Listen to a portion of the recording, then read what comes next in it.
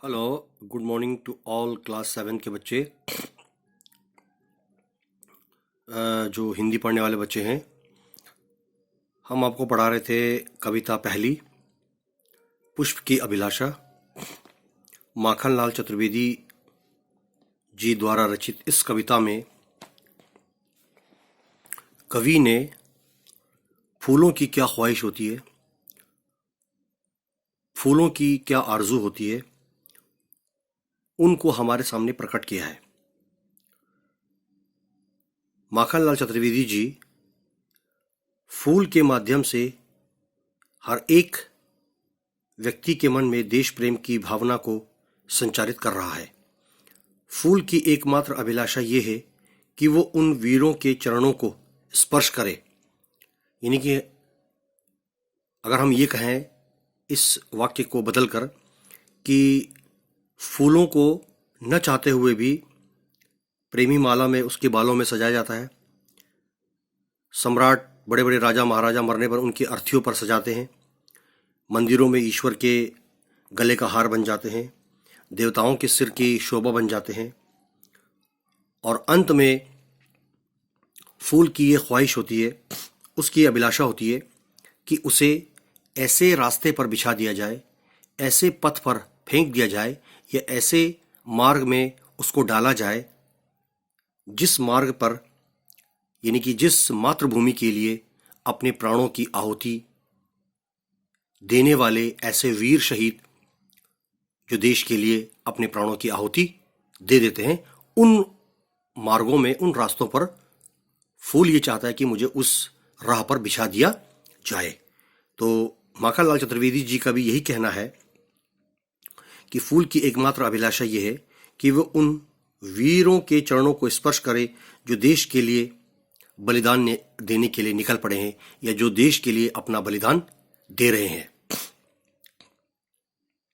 साथ ही साथ मनुष्य को अपने भीतर देश भावना की भक्ति जागृत करना, देश की सेवा करना, देशभक्त वीरों एवं शहीदों को नमन करना, उनका आदर करना और देश के लिए बलिदान देने को सदैव तत्पर रहना, ये इस कविता का मुख्य उद्देश्य है, पुष्प की अभिलाषा। अब बारी आती है प्रश्न उत्तर की। क्लास 7 के बच्चे जो हिंदी पढ़ते हैं, ये उनके लिए है।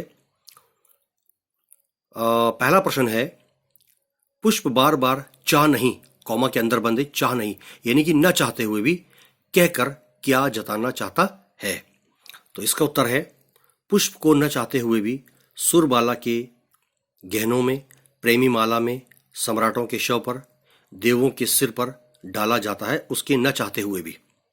अगला प्रश्न है, हम लोग फूलों का प्रयोग प्रायः किन किन कार्यों में करते हैं, यानी फूल को हम किस तरह से इस्तेमाल करते हैं। आगे देखिए, हम लोग फूलों का प्रयोग प्रायः यानी कि अक्सर मंदिरों में, स्त्रियों के बालों में, शवों पर और वीर शहीदों की मूर्तियों आदि कार्यों में उसका प्रयोग करते हैं। अब देखिए आगे, किसी देवता के सिर पर अर्पित होने को फूल अपना सौभाग्य क्यों नहीं मानता, उसकी हार्दिक इच्छा क्या है। इस सवाल का उत्तर है, क्योंकि फूल चाहता है कि उसे पथ पर फेंक दिया जाए, यानी उस रास्ते पर डाल दिया जाए जिस पथ पर वीर शहीद, ऐसे बहादुर लोग अपने प्राणों को अपनी मातृभूमि के लिए न्यौछावर कर देते हैं।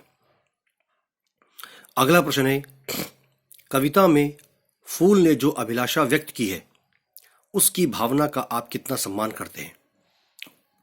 इसका उत्तर है, हमें भी फूलों की तरह बनना चाहिए, साथ ही साथ हमें फूलों से प्रेरणा लेकर समस्त संसार को महक से भर देने का भरपूर प्रयास करना चाहिए। आगे देखिए, अगला प्रश्न है, इस कविता के माध्यम से कवि जन सामान्य को क्या संदेश देना चाहता है।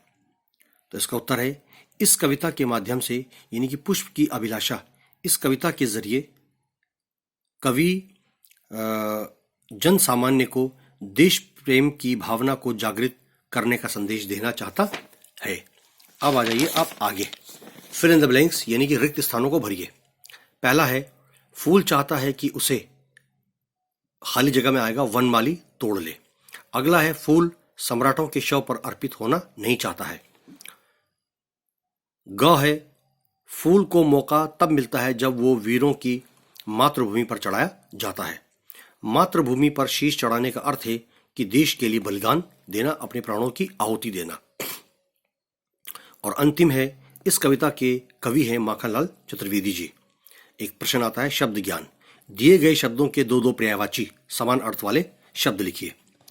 जेवर यानी कि गहना आभूषण, देव देवता ईश, सम्राट नरेश राजा, पथ रास्ता राह, और अंतिम दो लाइन है इसमें सिर शीश मस्तक और पुष्प फूल सुमन कुसुम आदि।